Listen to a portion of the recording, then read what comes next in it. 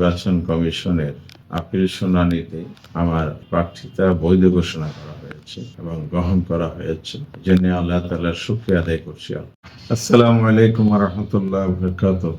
সম্মানিত দেশবাসী এবং আমার নির্বাচনী এলাকা কক্সবাজার মহেশখালী কুতুবদিয়ার জনসাধারণ, আপনারা সকলেই জানেন বাংলাদেশে 5ই আগস্ট 24 সালের রক্তাক্ত গণঅভ্যুত্থানোত্তর একটি নির্বাচন হতে যাচ্ছে। নির্বাচন কমিশন 12ই ফেব্রুয়ারি 2026 ভোট গ্রহণের দিন নির্ধারণ করেছে।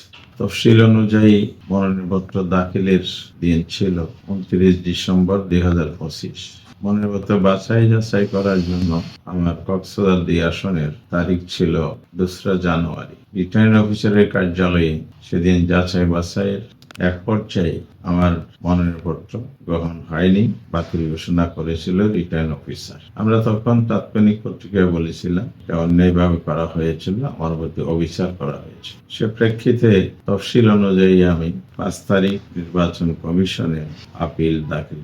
আজ 10 জানুয়ারি নির্বাচন কমিশনের আপিল শুনানিতে আমার প্রার্থিতা বৈধ ঘোষণা করা হয়েছে এবং গ্রহণ করা হয়েছে। জন্য আল্লাহ তাআলার শুকরিয়া আদায় করছি।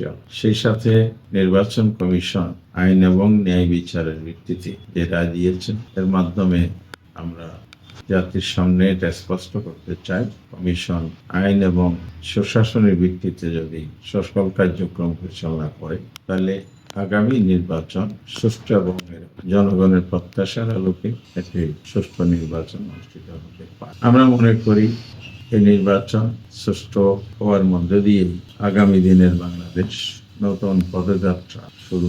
আমরা আজকে যে রায়টা পেয়েছি, এটার মধ্যে দিয়ে সত্যের বিজয় হয়েছে এবং ন্যায় বিচারের বিজয় হয়েছে, জন আকাঙ্ক্ষার বিজয় হয়েছে। আল্লাহ তাআলার সাহায্য এবং রহমতের পিছনে ছিল আমাদের আইনজীবীগণ দক্ষতার সাথে অক্লান্ত পরিশ্রম করে আইনি ব্যাখ্যায় কমিশনকে সন্তুষ্ট করতে সক্ষম হয়েছে, যার প্রেক্ষিতে এই রায় এসেছে। এই জন্য আমি আইনজীবীদেরকে আন্তরিকভাবে ধন্যবাদ জানাচ্ছি, তার সাথে যারা সহায়তা করেছেন তাদের। দেশবাসী এবং আমার এলাকার ভোটার ও জনগণ যারা দোয়া করেছেন, যাদের মধ্যে উদ্বিগ্নতা কাজ করেছে, দফায় দফায় অনেকে উদ্বিগ্নতা আমাকে জানিয়েছেন, তাদের এই দোয়া, তাদের আন্তরিকতা, ভালোবাসা, এই জন্য আমি ভোটার এবং জনগণের প্রতিও কৃতজ্ঞতা জানাচ্ছি।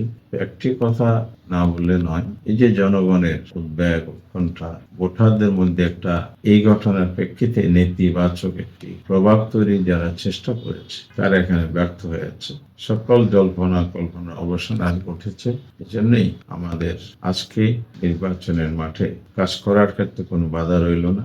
একজন নির্বাচন কমিশনের বৈধ প্রার্থী হিসেবে ইনশাআল্লাহ আগামী নির্বাচনে আমরা প্রতিদ্বন্দ্বিতা করব। এক্ষেত্রে প্রশাসনের ভূমিকা নিরপেক্ষ হোক, লেভেল প্লেইং নিশ্চিত হোক, তার আমরা নিয়মিত মনিটরিং করব, কোথাও থেকে কোনো ধরনের পূর্বের ন্যায় ষড়যন্ত্র হচ্ছে কিনা এ ব্যাপারে আমরা সজাগ থাকবো। ভোটার জনগণ আমাদের কর্মীদের সজাগ থাকার জন্য আহ্বান জানাচ্ছি।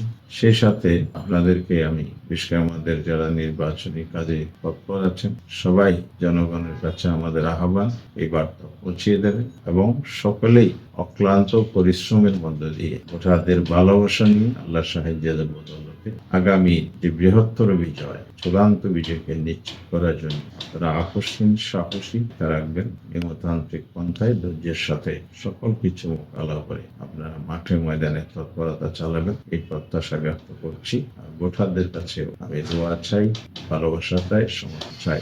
সবাই দোয়া করবেন। আবারও সবাইকে ধন্যবাদ ও কৃতজ্ঞতা জানাই। আমার এই সংক্ষিপ্ত বার্তা এখানে শেষ করছি। আল্লাহ হাফেজ। বাংলাদেশ জিন্দাবাদ, বাংলাদেশ জামাত জিন্দাবাদ। আমার এলাকাবাসী সবার পুনরায় আসসালামু আলাইকুম।